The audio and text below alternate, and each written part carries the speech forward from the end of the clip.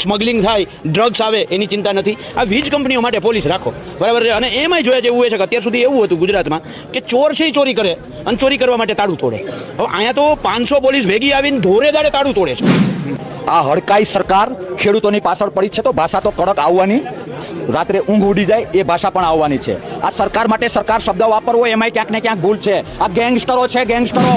અને એ સત્તાના નશામાં તમે ગાંડાતુર થયા છો. એ નશો, એ સત્તા આપનાર ખેડૂત ગામડાઓને ક્યાંક ને ક્યાંક તમે નજરઅંદાજ કરો છો.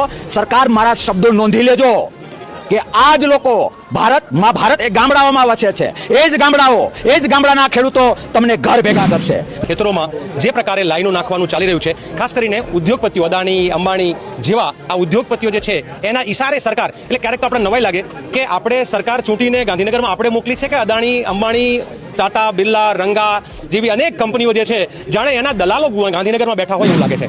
30 વર્ષથી ગાંધીનગરમાં નાના ખૂંટિયામાંથી જે આખલા બનીને બેઠેલા સરકારી નેતાઓ છે એની ચપરાસીપણું એમણે કરવું પડે છે, કારણ કે નહીં તો એમને તરત જ સાઈડમાં કરી દે. એટલે જ્યાં 30 વર્ષથી ગુજરાતમાં દુશાસન અને દુર્યોધનના જાણે સકંજામાં હોય એવું લાગી રહ્યું છે. જેમ દ્રૌપદીના વસ્ત્રો ખેંચાતા એમ અત્યારે ધરતી માતાને ચીરવાનું કામ આ લોકો કરી રહ્યા છે. એની સામેની આ લડાઈ છે. કદાચ અમારા સાથી ઉપર ગોળી ચલાવી હોય ને, લાઠી ડંડા, પોલીસ અમને એવી કોઈ બીક નથી. પોલીસ જો અમને બીક હોય ને મેહુલભાઈ, તો અમે અહીંયા ઘરેથી બહાર જ નહીં કરી. અમે અમારા ઘરના ફેમિલીને કહી દેવી કે અમે આવી તો આવી ના આવી. બાકી અમે બીતા નથી. એમનો જેટલો ખેડૂતોને દબાવ હોય, ખેડૂતોને તોડવા હોય, એમનો ખેડૂતોને દબાવવાની અવાજની કોશિશ કરવી. અમે કોઈ દબાવવાળા નથી. એમને જે થાય એ કરી લે. એમાં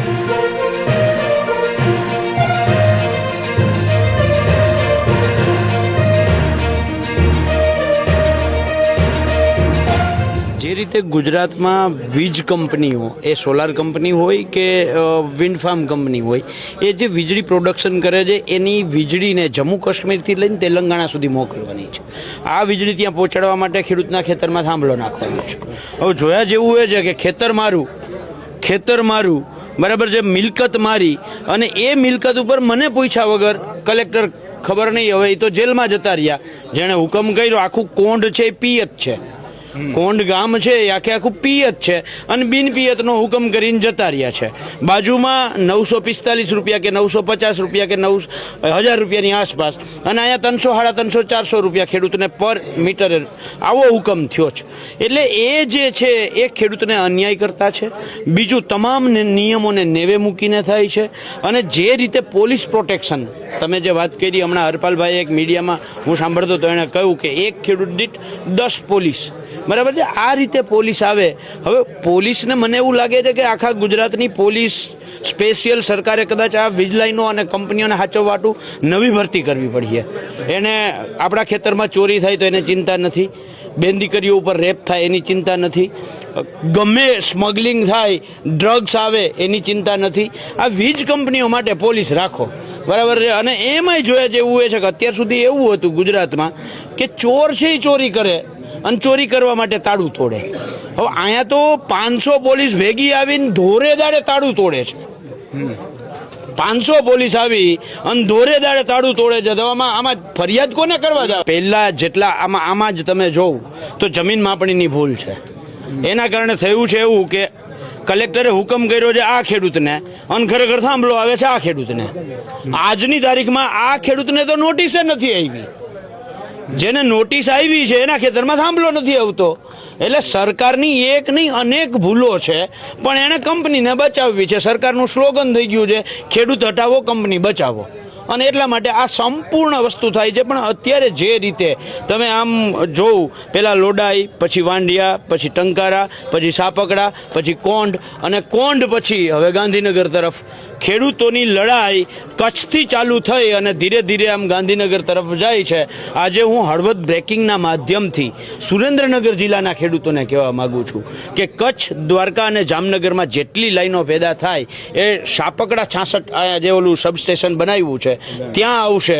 અને એ સબસ્ટેશનેથી સુરેન્દ્રનગર જિલ્લાના અલગ અલગ વિસ્તારમાંથી, અલગ અલગ તાલુકાઓમાંથી આવનારા દિવસોમાં 22 થી 23 લાઈનો એ આવતા 1-2 વર્ષમાં નીકળવાની છે. આજે કોંઢનો વારો આવ્યો, સાપકડાનો વારો આવ્યો, કલાણપરનો વારો આવ્યો, આવતીકાલે તમારા તાલુકાનો તમારો વારો આવવાનો છે. જો આજે નહીં જાગીએ તો આવતીકાલે આ જ થાંભલાઓ તમારી છાતીમાં નાખવામાં આવશે. એટલે જાગો અને આવતા કાલે નહીં ને પરમ દિવસે, આજે 27 તારીખ છે, 29 તારીખે સવારે 10 વાગે સુરેન્દ્રનગર જિલ્લાનો એક ખેડૂત કલેક્ટર કચેરીએ પધારે અને 10 થી 15 જૂનની વચ્ચે ગુજરાત કિસાન સંઘર્ષ સમિતિ અને કિસાન કોંગ્રેસે નક્કી કર્યું છે 10 થી 15 જૂનની વચ્ચે જે તારીખ નક્કી થશે અમે પ્રેસ કોન્ફરન્સ કરીને જાહેર કરશું. એ તારીખમાં ખેડૂતો ટ્રેક્ટર લઈ અને ગાંધીનગર પહોંચો, બરાબર છે. નહીંતર સરકાર સ્પેશિયલી એની પહેલાં SOP કરી દે, જેમ રાજસ્થાન સરકારે કરી છે, માર્કેટ ભાવના 4 ગણા ખેડૂતોને વળતર આપો. આ જો SOP નહીં થાય તો પહેલાં સરકારને અલ્ટિમેટમ આપવા અમે જઈશું અને ત્યારબાદ જો અલ્ટિમેટમમાં સરકાર નહીં સમજે તો ગાંધીનગરમાં જઈને બેસી જઈશું. હડકાયું પાછળ થાય ત્યારે એકદમ શાંત બેઝ ઉપર વાત ન કરવાની હોય. આ હડકાઈ સરકાર ખેડૂતોની પાછળ પડી છે તો ભાષા તો કડક આવવાની, રાત્રે ઊંઘ ઉડી જાય એ ભાષા પણ આવવાની છે. આ સરકાર માટે સરકાર શબ્દ વાપરવો એમાંય ક્યાંક ને ક્યાંક ભૂલ છે. આ ગેંગસ્ટરો છે, ગેંગસ્ટરો, અને એ ગેંગસ્ટરોના જે શાર્પ શૂટર, મારવાવાળા, તોડવાવાળા, એ મને લાગે છે કે પોલીસવાળા ભાઈઓ છે. તમારા માધ્યમથી મારે પોલીસવાળા ભાઈઓને કહેવાનું છે કે બાપ, તમે, તમારા પપ્પા અથવા તમારા દાદા, એમાંથી કોક તો ખેડૂત હશે. ખેડૂતની એ વેદના, ખેડૂતનો એ પરસેવો સમજવાનો ટ્રાય કરો. તમારા માધ્યમથી આ ગેંગસ્ટર અને પોલીસને આગળ કરનારી સરકારને મારે કહેવું છે કે પાછા વળો, પાછા. જે નશા, જે સત્તાના નશામાં તમે ગાંડા તૂર થયા છો, એ નશો, એ સત્તા આપનાર ખેડૂત ગામડાઓને ક્યાંક ને ક્યાંક તમે નજરઅંદાજ કરો છો. સરકાર, મારા શબ્દો નોંધી લેજો કે આ જ લોકો ભારત એ ગામડાઓમાં વસે છે. એ જ ગામડાઓ, એ જ ગામડાના ખેડૂતો તમને ઘર ભેગા કરશે. મને કહેતા દુઃખ થાય છે કે હજી 1 મહિના પહેલા આ લોકોના મતથી તમારા કપડાં ગુલાલવાળા થયા, એ કપડાં હજી ધોવાણા નથી. ત્યાં સુધીમાં તમે ખેડૂતના કપડાં લોહીવાળા કરવા નીકળ્યા છો. અરે આજ સુધી કોઈ રાજાશાહીમાં, સરમુખત્યારશાહીમાં આવું નથી બન્યું જે તમે લોકશાહીમાં કરી રહ્યા છો. સરકારને મારે એ પણ કહેવું છે કે ખેડૂત માટે તમારા પોતાના લાડકા કોર્પોરેટ જગતને સાચવવા માટે ખેડૂતની જે હાય લઈ રહ્યા છો ને, રાતે પાણીએ રોવાનો વારો આવશે. રાતે પાણીએ મારે ન બોલવું જોઈએ, પણ સવિનય પોલીસ ડિપાર્ટમેન્ટને જણાવું છું કે લોકશાહી કોઈના પપ્પાની જાગીર નથી. સરકારી આવે, સરકારો બને, સરકારો તૂટે, ડ્યુટી એ ધર્મ છે, એ ધર્મ નિભાવવો જોઈએ. કોઈ ગેંગસ્ટરના ઓર્ડર ફોલો ન કરવા જોઈએ અને ખેડૂતોની આ હાલત ન કરવી જોઈએ. આજની આ બેઠક નથી લાગતી, ખેડૂતો ઉપર થયેલા અન્યાયનો ખરખરો લાગે છે. સરકાર, થોડાક માણસ થાવ, થોડાક માણસ. સીધી લીટીમાં નહીં સમજો તો વિધિને 2 days સુરેન્દ્રનગર અને રેલો ગાંધીનગર આવી રહ્યો છે. તમારી સત્તામાં જે તાકાત હોય, તમારા તંત્રમાં જે તાકાત હોય, તૈયારી કરી લેજો. જગતનો તાત ખેડૂત આવી રહ્યો છે. ગળું કાપવું પડશે તો કાપીશું, પણ અન્યાય સહન નહીં કરીએ અને નહીં કરીએ. મોટાભાગની વાત પાલભાઈ અને કરશનદાસ બાપુએ કહી છે કે આખી શું વ્યથા છે, શું વેદના છે. જે મૂળ આખી વાત જે છે એ ગુજરાતના ખેડૂતોના ખેતરોમાં, કાળજાસના ટુકડા જેવા એના ખેતરોમાં જે પ્રકારે લાઈનો નાખવાનું ચાલી રહ્યું છે, ખાસ કરીને ઉદ્યોગપતિઓ, અદાણી, અંબાણી જેવા આ ઉદ્યોગપતિઓ જે છે એના ઈશારે સરકાર, એટલે ક્યારેક તો આપણે નવાઈ લાગે કે આપણે સરકાર ચૂંટીને ગાંધીનગરમાં આપણે મોકલી છે કે અદાણી, અંબાણી, ટાટા, બિરલા, રંગા જેવી અનેક કંપનીઓ જે છે જાણે એના દલાલો ગાંધીનગરમાં બેઠા હોય એવું લાગે છે. અહીંથી માનો વચ્ચે મોરબીની વાત હતી તો ત્યાં અહીંથી ધારાસભ્ય ચૂંટીને મોકલીએ છીએ, અમારું ધાંગધ્રા, તો અહીંથી ધારાસભ્ય મોકલ્યા છે કે પછી કંપનીના દલાલોને ચૂંટીને મોકલીએ છીએ. એક સમજવું હવે અઘરું થઈ પડ્યું છે. એટલે હું તો ઘણી વખત કહું છું કે ગાંધીનગરમાં 162 દલાલો બેઠેલા છે. એટલે 162 ધારાસભ્યો નથી, એ જનતાના પ્રતિનિધિઓ નથી, એ કંપનીઓના દલાલો છે. અને આ દલાલો અત્યારે દલાલી કરી રહ્યા છે. સરકાર પોતે ઉદ્યોગપતિઓની દલાલ હોય એ રીતે પોલીસ લોકોને ઢસડે. આ પોલીસના કપડાનો ખર્ચો એ ગુજરાતનો ખેડૂત મજૂર, માલધારી, આદિવાસી, દલિત કે કોઈ પણ નાનો વેપારી, આ બધા જ લોકોના ટેક્સના પૈસે એના કપડાં આવે છે, એનો પગાર આવે છે, એના ઘરના રોટલા આવે છે, અને જેનાથી એના રોટલા ચાલે એને જ ઢસડવાનું કામ જ્યારે પોલીસ કરે, હું પોલીસની મજબૂરી સમજી શકું છું. કારણ કે એ 30 વર્ષથી ગાંધીનગરમાં નાના ખૂંટિયામાંથી જે આખલા બનીને બેઠેલા સરકારી નેતાઓ છે એની ચપરાસીપણું એમણે કરવું પડે છે, કારણ કે નહીં તો એમને તરત જ સાઈડમાં કરી દે.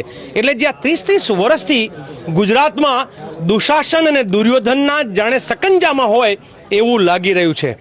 જેમ દ્રૌપદીના વસ્ત્રો ખેંચાતા એમ અત્યારે ધરતી માતાને ચીરવાનું કામ આ લોકો કરી રહ્યા છે, ને એની સામેની આ લડાઈ છે. હું હમણાં જેમ આપણા કરસનદાસ બાપુ કહેતા ને કે આ સત્તાના નશામાં એકચ્યુઅલી આ નશામાં ન નરેન્દ્રભાઈનો અને શાહ અમિત શાહનો, ન શાહ, આ નરેન્દ્ર અને શાહ જે છે એનો ખેલ છે.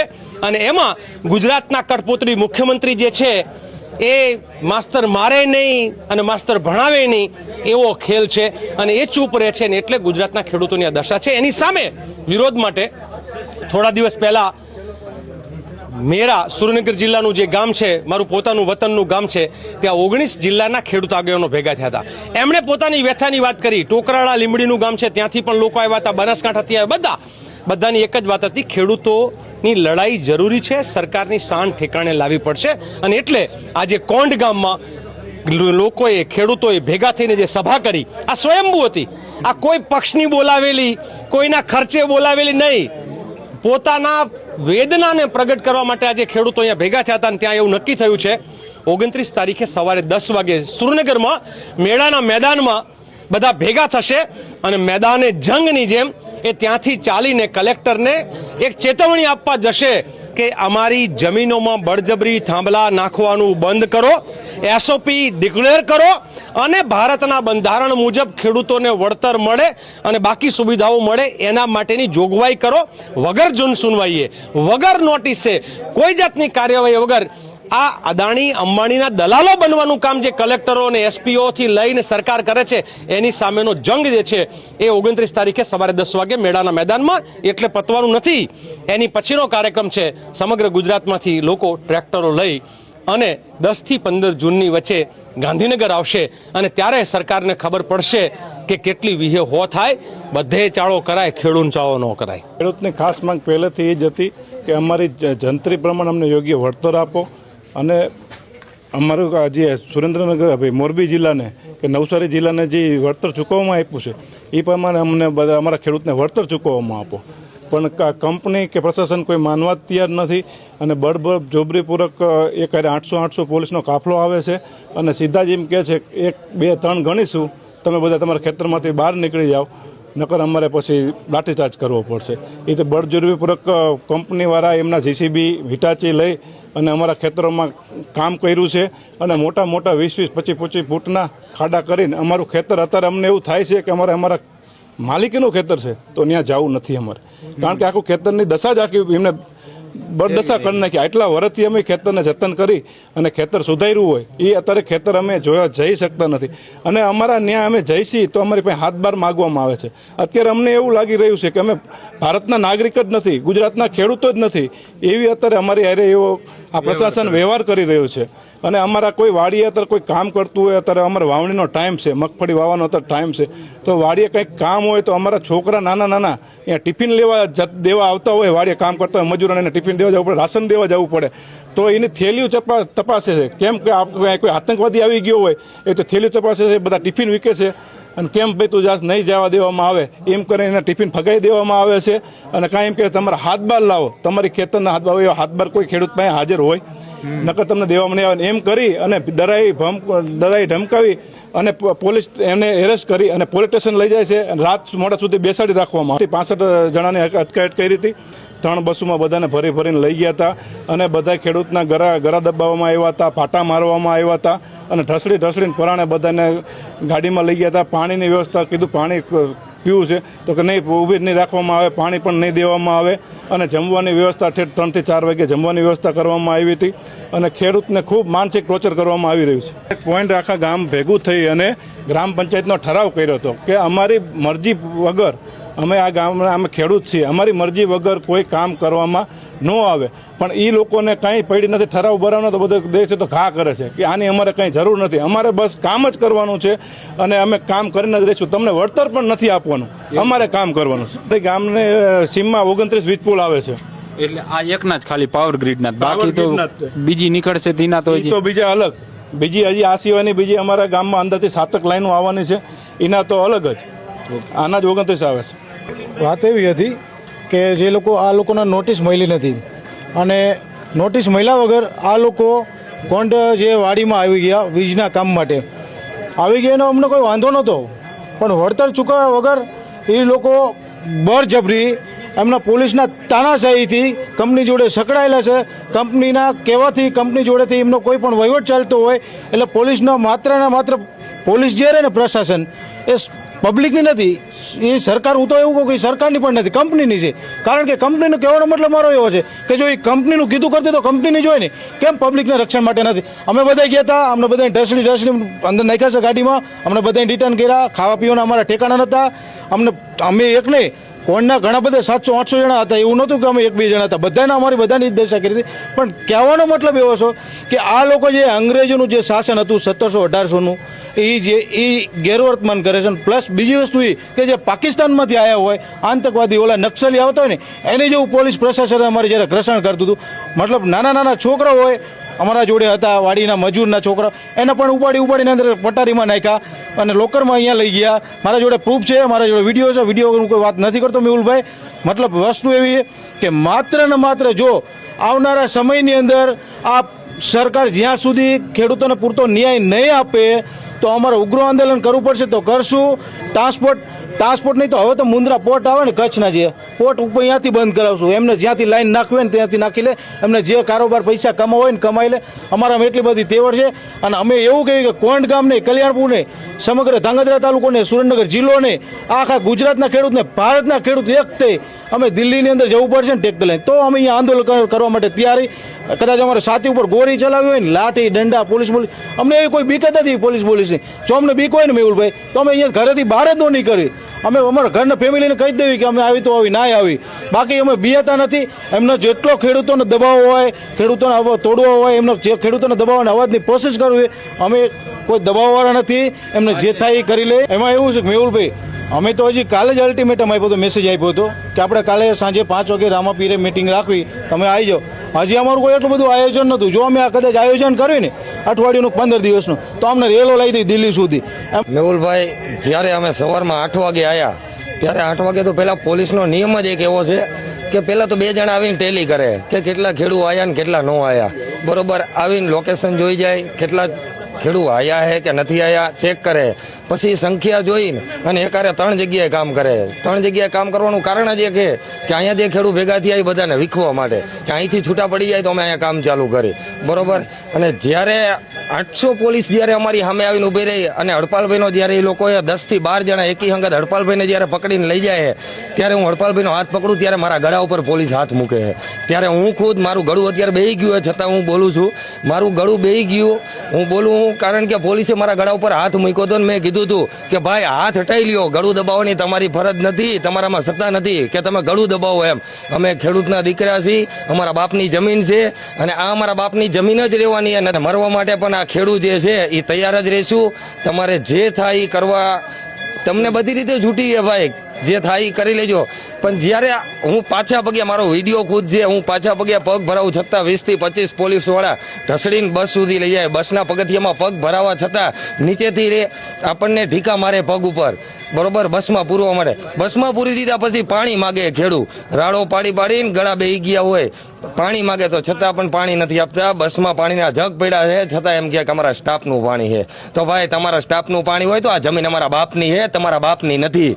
બરોબર, અમે ખેડૂત છીએ. અમારા બાપ દાદાએ 5 વીઘામાંથી 50 વીઘા ક્યારે કરી હોય કે એમની હાથ પેટી પૂરી કરી હોય, ખાલી કરી હોય. બરોબર, પહેરવા પછેડી ન રહી હોય, માથે બાંધવા ફાર્યું ન રહ્યું હોય, ત્યારે આ 50 વીઘા જમીન થઈ હોય. અને તમે આવીને 2 જ મિનિટમાં આવીને એમ કહો કે ખેતરની બહાર નીકળો, અરે તમારા બાપની જમીન નથી, અમારા બાપની જમીન છે અને આજીવન અમારા બાપની જમીન રહેવાની. વધારે તો નહીં કહું, પણ કદાચ મરવું પડશે તો આ ખેડૂત મરી જશે. આખા ગુજરાતના ખેડૂત તૈયાર જ છે મરવા માટે અને તમારે જે થાય એ કરવા તૈયાર રહેજો. અમે